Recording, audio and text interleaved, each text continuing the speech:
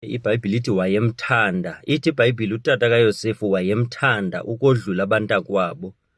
Loo nto yenza uba ke abantakwabo bangamthandi ngenxa yobethandwa ngutata wakhe.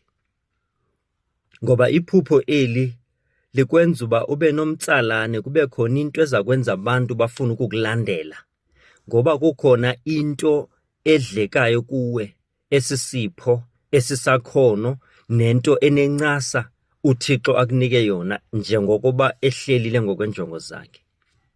Loo nto ke iyakwazi ukwenza ukuthi ke ngenxa yoba uThixo ekubabale ngesipho akunike sona, akunike iphupho akunike lona, mhlambi ungusomashishini, mhlambi ungumshumayeli wendaba ezilungileyo, mhlambi uya-actor kuma-movies, mhlambi usisportsman esibalaseleyo, or yonke lento uThixo akunike yona eziphupho, ingenza uba ngenxa yoba isipho sikaThixo sikuwe sigqamile futhi ekuthanda, loo nto yenza ukuthi abantu bangakujongi ngamehlo amahle.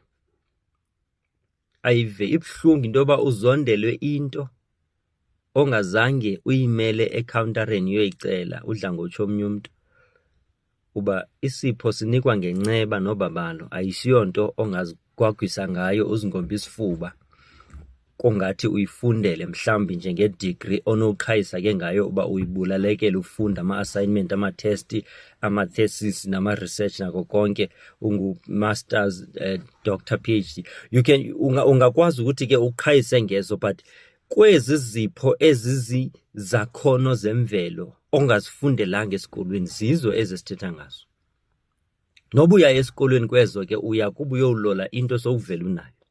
So uYosefu ke into eyenza uba utata wakhe amthande, wathandwa ngoba utata wakhe wamzala sekalixhego, sekamdala. Uyayibona mosinango kwemvelo, xa utata eba nabantwana abancinci abe yena seyemdala ngokweminyaka, uba nabo babubele bugqithisileyo obenza ukuthi amthande lo mntwana wakhe kuze kube ngathi umthanda ukodlula aba badala. And akusikuko noba kunjalo, umahluko nje kuba uthando ulubonakalisa ngokohlukileyo kulo omncinci kunaba badala, ngoba nokudlalisa nokuteketisa bengazubateketisa abadala ngoba sebefike kwiminyaka ekhulileyo bona. Thola ukuthi nezinto ezinintsi azifunayo lo mncinci ukhawuleza azifumane ngoba esemtsha and utata wakhe uyamtefisa. Ngoba mhlobo wam,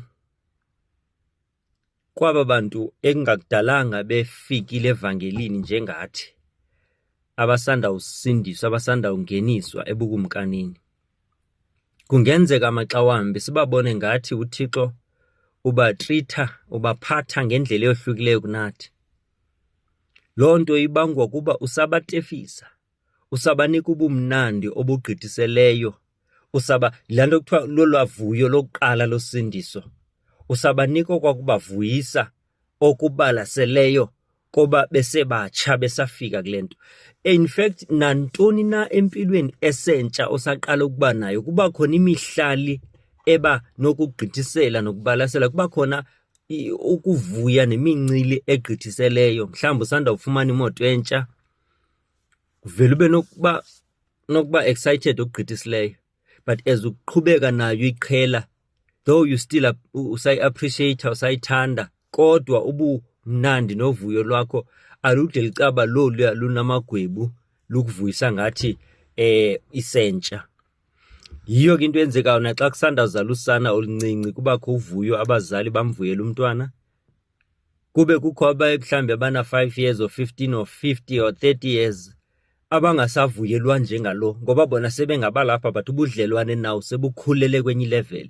So yiyo into eyisenzeka apha, abantu kwabo babengaqondi uba kahle kahle utata nathi uyasithanda ngendlela yakhe. Qha lona ngoba esemtsha, yaweske ukutata umzala seyemdala kwaze kwangathi umthanda ngaphezu kwethu. So ibifuna ingokuba nabo bayikhulele laa nto, bayi-understand, bayiqonde ukuthi bonke bayathandwa, kodwa indlela oluvezwa ngayo uthando luhambelana nangokweminyaka. Ithi ke iBhayibhile ngoba wayengumntwana weminyaka emidala uYosefu kuYakobo utatakhe, wamenzela ingubo emabalabala. Ithi ngesingesi it's a coat of many colors. Wamenzela into ebudyasi bubhatyi enemibala emininzi, ezisiboniso nesibambiso nephawu lobonisa indlela amthanda ngayo na mbona enevalue ngayo umntanakhe. Ngoba vele mos xa umntana esanda uzalwa esemtsha siyamthengela izinto ezintle, simthengele izipho, anikwe ne-baby shower ezimnandi, athengelwe iprem, athengelwe ikhoti, athengelwe yonke laa nto. So ungayifanisa nento ebukumila kunjalo. That's why umuntu osanda usindisa umbona engathi ixesha elinintsi imithandazo yakhe iba ngathi ikhawuleza iphendulwe. Uthola ukuthi into zakhe ziyakhawuleza, zenzeka lula and zenzeka fast. Vele nomntana xa semncinci awumsokolisi kakhulu kangumzali. Uthi xa ekhalela into vele athi utata esithi hayi awuzuyifumana, umama akhawuleza angenelele athi hayi wethu mnike, ungobe understand iminyaka yakhe. But ezekhula ke ngokubakho amaxesha efuneka elindile azise ukuthi apha empilweni kuyalindwa, ayisoloko yonke into ifika ngokukhawuleza, funeka uyilinde. So lixesha elikumila kunjalo ke olu singayichaza ke langwe imabalabala njengesasipho. Singayichaza also nangohlobo loba i-coat of many colors, ingubo emabalabala ingamela also nezipho ezininzi ezahlukileyo. Uthola ukuthi abanye abantu phakathi kwethu banikwe isipho esinye, but uthola ukuthi abanye banikwe izipho ngezipho. Mhlambi omnye uyacula, aphinda ashumayele, aphinda acte, aphinda abesereyidweni, aphinda enze isport, aphinda enze le. Mhlambi sesihlala nje kwezi zasenkonzweni uthola ukuthi ungumfundisi, uyaworshipha, uyi-intercessor, aphinde angene nakwinto ze-leadership, aphinde akwazi nodlala ipiano, aphinde athi uthola ukuthi whereas kukho nomnye ozawunikwa only layer iyi-1 emlimitha kulaa ndawo. So ingubo emabalabala singatsho sithi ke imele izipho ezininzi ezohlukileyo. So loo nto ke yenza ukuthi ke inikhumbuza kahle kahle laa mzekeliso wetalente oye uchazwe phaa eBhayibhileni. Kuthiwa omnye wanikwa italente enye, omnye zambini, omnye zantlanu, njalo njalo. Yiyo ke le engubo balabala isimbolize ezaa talente ezininzi ezohlukileyo. Iphinde ke kwana iBhayibhile ithi ke to whom much is given much is required. In other words, lo onikwe kakhulu kulindelwe lukhulu kuye. So afunekanga uvuye kakhulu xa unikwe izipho ezininzi, ngoba ithetha ukuthi loo nto uxanduvo oluphezu kwentloko yakho lubalasele lukhulu kakhulu. Funeka uzimisele. Of course kuyenzeka uthole ukuthi sikhona isipho uThixo akunike sona, khona iphupho akunike lona eligqamileyo kunezinye, ozawuthanda ukulenza nozawulenjoya ukodlula ezinye. But uthole ukuthi ngamanye amaxesha zivele zonke zibe kwilevel yoba zigqame zonke, but uthole ukuthi ngamaxesha ke ziyashiyana ezinsitsho. But umcimbi wephupho ke ungakwenza uba uzondwe ngabantakwenu, kodwa nabo funeka bekhulile ekwazini nasekuqondeni ukuthi nabo banayo into abayinikwe nguThixo, banawo amaphupho wabo, banazo izipho zabo ekufuneka bezipolishile nabo. Ndihambe ndaqonda ke ndafumanisa into yoba akekho umntu ozelwe emhlabeni ongenaso isipho, ongenaliphupho, ongenayo injongo uThixo amnike yona. Into nje eye ibe nokusohlula ixesha elininzi kukuba sikwazi ukuthi sifumane eli phupha, silazi uba lelantoni. Ixesha elininzi siphila impilo singazi ukuthi uThixo usibizele ntoni. Loo nto yenza uba sizulazule sifane namaSirayeli. Uhambo lweentsuku nje ezimbalwa luphele luthatha iminyaka eyi-40. Loo nto yenziwa kuba we are wandering, siyazula, sihambe sibetheka, sihambe silahleka. Ndiyazi ke ngamava le nto endiyithethayo. For ixesha elide ndiphile impilo yokuphila ngokwenza izinto ebeziphambi kwami ngelo xesha. Neekhosi ebendizikhetha esikolweni, ndikhetha iikhosi zingwazi khona esikolweni, ndingekho sure kahle uba ndifuna ukwenza ntoni. Until kwafika ixesha in my life apho uThixo ke waye wabeka kwacaca ukuthi undibizele ntoni. Kwakungona ndiqala ulandela eli khondo lale nto andinike yona, and kwabe sekukudala ndibhampule ndisenza izinto ezikude nale nto andibizele yona. Sawuthetha ke ngephupho ngokugabadeleyo, kodwa kwangoku ndisafuna sihlala apho kuYosefu. Le nto kaYosefu ke iyahlekisa ngoba wabaxelela uba iphupho lakhe lithini, kodwa azange alitolike uba limele ntoni eli phupho lakhe. Ngoba bangcwele iyahlekisa into yoba abantu abaqala ubona isakhono sakho ngaba bantu abakugadileyo, ngaba bantu abakuzondayo, ngaba bantu abakujonge as i-threat empilweni yakho, bakhawuleza bazibone izipho zakho wena ungekaziboni. The reason why uzobona nee-challenges odibana nazo empilweni ziqatha, ziqatsele, kungoba bebona ukuthi kahle kahle if sikhe samphuncule uyawusibhida lo, funeka simbambe apha mncinci khona. Funeka athi ngoku engekaveli le nto azawuba iyo sikhawuleze simcime igama. Eyi Nkosi yam. Ithi iBhayibhile uNebukadneza ukumkani nguye owabona indoda yesine emlilweni. Aba basemlilweni bengekayiboni ngoba nabantu abakuzondayo namagqwirha even ayawubona lo mlilo kuwe, noba wena ungekawuboni bona sebeyawubona. Le nto ke ifuna uba ungayideli into inikwe nguThixo futhi uyikhusele. uYosefu wenza impazamo, wachaza iphupho elirayithi kodwa wakhetha i-audience erongo, futhi nangetiming ngexesha wachaza ngalo laba lixesha elirongo, hence wafumana ukuzondwa ngabantakwabo baze bafikelela kwisigaba soba bacebe ukumbulala. Loo nto ke yenza uba ke bangcwele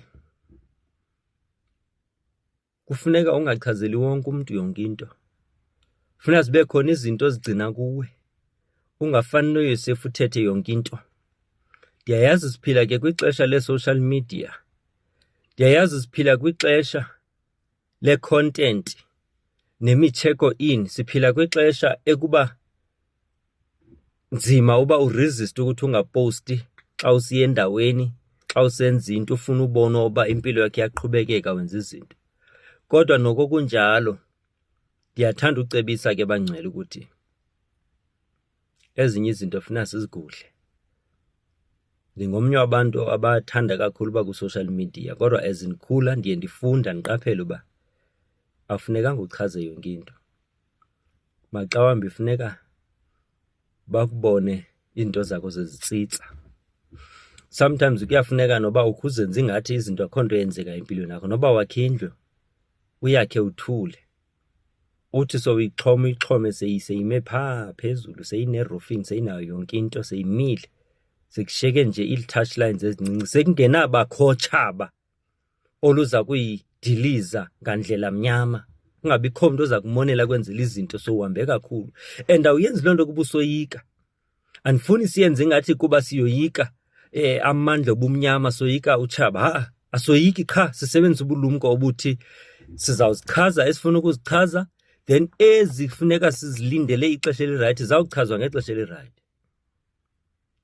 So uYosefu ke wavela washwaqa yonke into ngoba ephakathi kwabantakwabo, ngoba uyavuka ukuthi ngabantakwabo apha. Ngoba sometimes aba bantu abalwa nathi ngabantu abalapha kufutshane. Uthola ukuthi siliwana ngabantu abaclose kuthi, ifamily, relatives, i-friends, abantu esikhonza nabo, i-colleagues.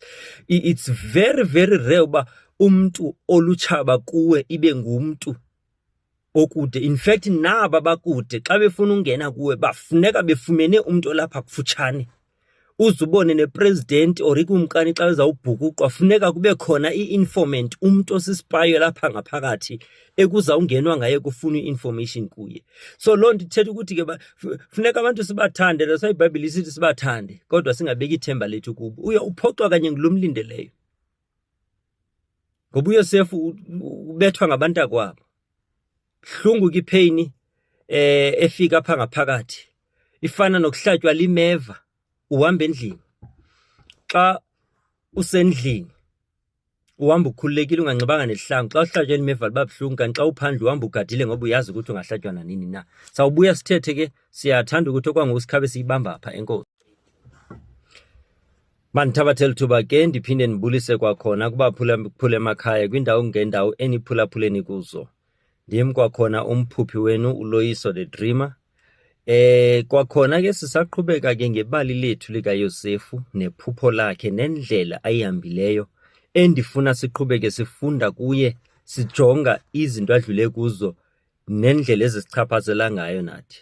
Sivaleke ngenqaku lethu ebelisithi ke uYosefu lo wachaza iphupho elirayithi walixelela abantu abarongo ngexesha elirongo. So kubalulekile ukuthi xa ungumntu onephupha ube ne-timing yokwazi ukuthi izinto zakho uzithetha kobani, uzithetha nini, uzithetha njani. Ngoba ayingabo bonke abantu abanenjongo ezintle ngawe. Abanye abantu banenjongo ezigwenxa. Loo nto iza kwenza ukuthi ke uzibone ungene engxakini. Masiqhubeke ke ngoYosefu. Utata kaYosefu wathi kuye, hamba kuyojonga abantakwenu basayokolusa endle. Hamba uyobajonga, ubaphathele ke nemiphako nokutya mhlawumbi balambile, uyobavuselela. uYosefu uza ephethe umyalezo kutatakhe, ephethe nokutya kutatakhe, ephethe izinto ezisuka ekhaya ezisa kubantakwabo abasendle. Le nto isimboliza umntu onikwe izinto zikaThixo, ngoba utata kaYosefu usimboliza ifika enguThixo. uYosefu usimboliza ifika engumshumayeli or engumthunywa kaThixo kuloo nto nakweso sigaba uThixo amnike sona, okanye loo mntu oyinkokheli or ohambisa loo purpose naloo mandate uThixo amnike yona. Le ndoda iziphethe umphako waphezulu, ifike ebantwini abangayifuniyo. Nkosi yam, ayibuhlungu into yokuba kwa aba bantu ozobanceda ibe kwangaba abafuna ukukujikela. Kwa aba bantu obaphathele izinto zabo zokubanceda, zibavuselele, zibakhuthaze, zitshintshe izimo zabo, ibe kwangabo abafuna ucinezela.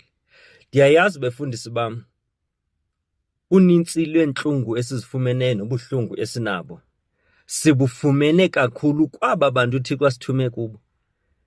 Unintsi lwepain esidlula kuyo singabantu abanephupho nabantu ababiziweyo silifumana kanye kwaba bantu esibizile uba sibancede. uYosefu wayephethe umphako kayise, wayephethe imfihlelo zikatatakhe ezizise ebantwini. Wathi sekude bakhawuleza bamplana uba bazambulala kanjani.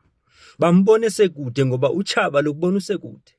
Utshaba lokubona usekude ungekasondeli nosondela lube seluplana ukuthi luza kwenza kanjani. Ngoba iBhayibhile ithi uSathana unamaqhinga. Asitsho uba akanawo amandla, kodwa into abalasele ngayo umtyholi ngamaqhinga.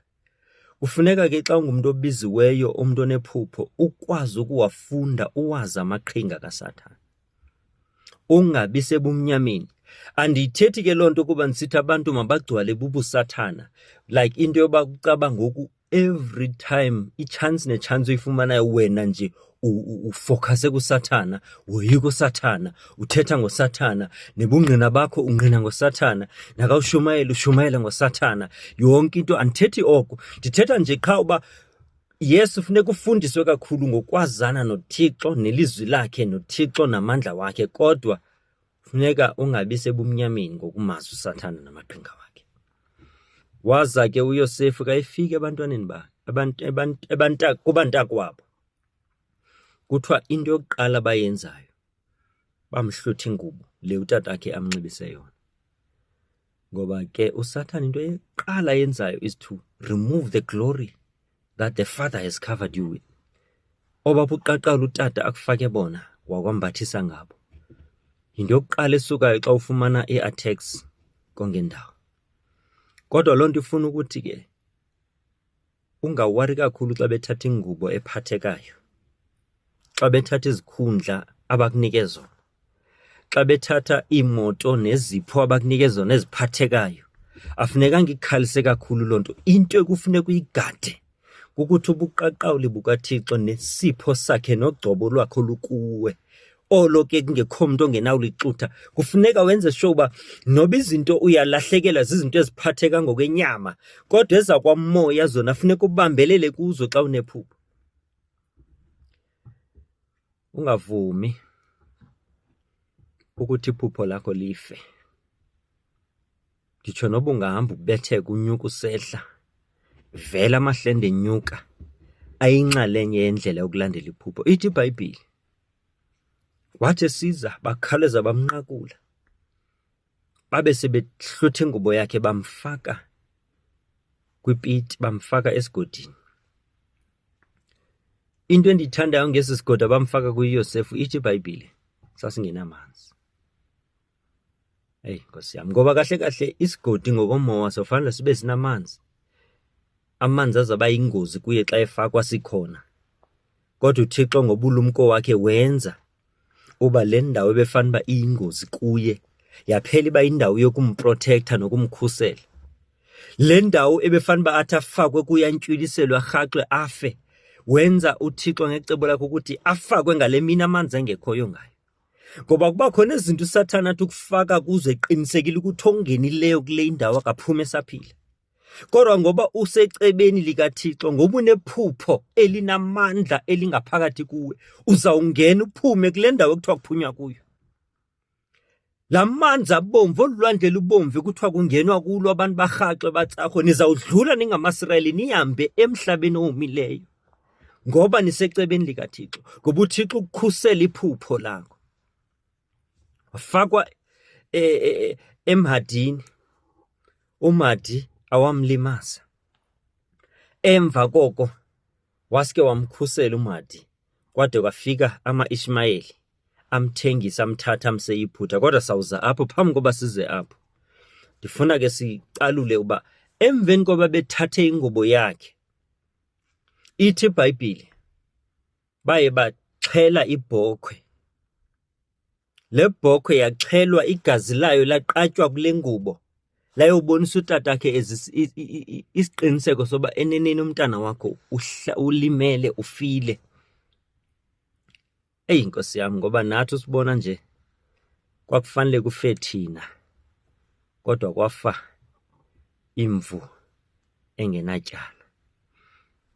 La bhokhwe eyafayo endaweni kaYosefu imele imvu eyafa ingenatyala, imele uYesu owabulawayo endaweni yethu. Kahle kahle xa wayebona ingubo enegazi kaYosefu, utata kaYosefu wayecimba kufe uYosefu, wavele waqiniseka uba kufena. Kahle kahle kwakufe yena. Ukufa kwemvu, ukufa kwebhokhwe eyafa endaweni kaYosefu yayifana nongathi kufe uYosefu, ngoba uYesu naye ngeli xesha afayo ithi iBhayibhile safa naye, nokuvuka kwakhe sivuka naye. Qha into emnandi into yoba kwafa yena, wava intlungu ngenxa yethu, kodwa ngoko kaThixo uthatha ngoba ukufa kwakhe kufana nongathi nathi safa kunye naye. Le nto ke ifuna ukuthi ke xa ekwazile ukuthi afe kuthiwe nathi sifile engafanga.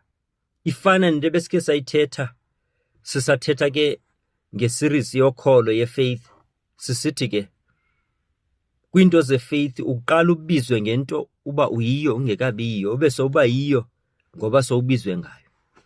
So xa uYesu ekwazile ukuthi asenzise into yoba kuthiwe sife naye, singakha sife manyani ngoba sizange sife nyani naye, kwakufanele kufe thina, kwafa yena endaweni yethu ukuze singabi safa thina siphile naye. So it means laa nto ayiyo uYesu, laa nto anayo yenzelwe wena. Ithi iBhayibhile waba sisono ukuze wena ube lilungisa likaThixo, wahlutshekiswa ukuze wena utyetyiswe ngokuhlutshekiswa kwakhe, walinyazwa, izifo zakho zabalelwa kuye ukuze wena uphiliswe. Zawumane ndiyiphinda-phinda ke le nto ethi ungavumi ukuthwaliswa izinto osewazithwalelwa, ungavumi ukuthi uhlupheke osewatyetyiswa, ungavumi ukuthi uphile nesono osewasithethelelwa, wasixolelelwa, wasihlanjelwa. Ungavumi ukuthwala i-identity uYesu osewakuthwalela yona. Ithi iBhayibhile ke omnye wabantu awamethubeni wamnqandela uYosefu ukuthi angabulawa yayinguYuda umntakwabo. Wathi masingambulali. Ngoba uYuda umele indumiso. Siyazi ukuthi igama elithi Juda or Yuda limele ipraise. Ngoba kuba khona amaxesha empilweni uhlangulwe indumiso yakho. Khona i-prison doors ezingeke ziqhaphuke, not even by iprayer, not even by any other means. Zifuna ezi udumise qha. Isitshixo sokukhulula ezinye intolongo zivuleke iminyango yazo kufuneka udumisile.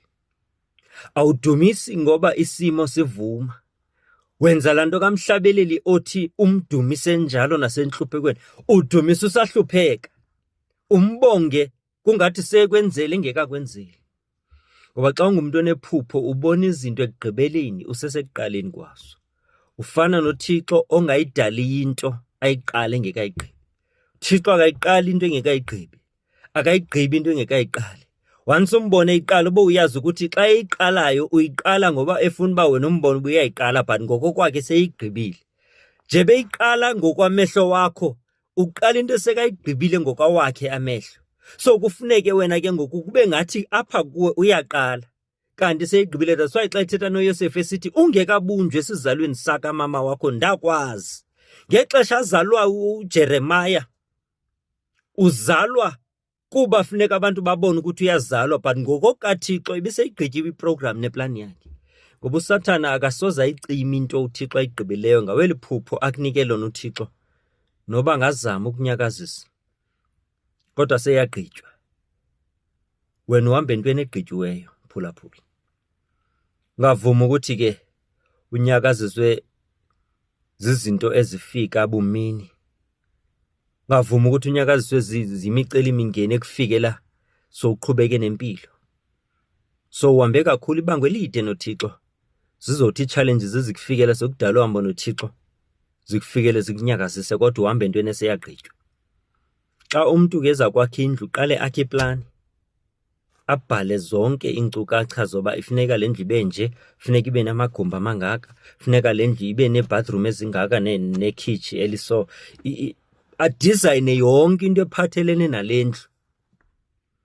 La plan yenzela ukuthi xa kusakhiwa umakhi akakhi ngokwengqondo yakhe ukha ngokwala plan. Nawe ngohlobo wakha ngalo eziBhayibhile sithi lumkani indlela enakha ngayo. Funeka nakhe ngokommiselo weplan uThixo nayo ngempilo yini. Nathi as abantu abazibuilders sisakha umsebenzi wenkosi, sisakha impilo zabantu, sibashumayeza, sibakhuthaza, sibafundisa, singabefundisa intsapho, sivusa ikomkani nenkokheli ezizayo. Whatever yenzayo funeka uyenze ngokweplan kaThixo. Whatever yenzayo you must do it according to the plan of the Lord. Ndifuna ukuthi ke kuwe mphulaphuli. Isigoda asinamanzi. Lento ekoyikisayo woyikiswa inyoka efileyo. Isigoda asinamanzi. TuDavide noba ndihambe emfuleni wethunzi lokufa ndisayokoyika bubi ngoba unami wena. Uthi ngumfula wethunzi lokufa. Ithi ngeEnglish the valley of the shadow of death. So in other words, ishado yokufa le ayikokufa okuyinyani. Kahle kahle ukufa koyiswa over 2000 years ago emnqamlezweni. uYesu xa esifa wayesifela ukuthi oyise amandla okufa. Isono wadila naso emnqamlezweni over 2000 years ago. So whatever caught up kuyo ubona ngathi isono wena, it's just a shadow of sin. It's not a real sin. Poverty, ukuhlupheka kwadilwa nako over 2000 years ago. So lento ubona ngathi poverty, it's a shadow of poverty. Funeka wena uthi appropriate okanye ugxininise ukuthi uactivate lento esisithembiso sikaThixo ngempilo yakho. Ungahambi nalento ibona ngamehlo ngoba uhambi ngobona, uhamba ngokukholwa. Funeka uzibize ngalendlela uThixo akubiza ngayo, uphile ngalendlela uThixo afuna uphile ngayo. Ungavumeli ukuthi i-background apho ukhulele khona nabantu okhula phakathi kwabo bakuxelela ukuthi ungubani, ungahamba ufikele lapha, ungakhula ufikele lapha, ungaprogress empilweni nomapha. Wena ngowecebo likaThixo, iphupho lakho likhulu kakhulu. Ungavumi ukuthi lilinyithwe ngabantu. Ndifuna ukuthi ke mphulaphuli singayiqukumbela okwangoku esi siqephu, sawuphinda sibuye siqhubeke kwakhona. Nihlale kakuhle emakhaya. Enkosi.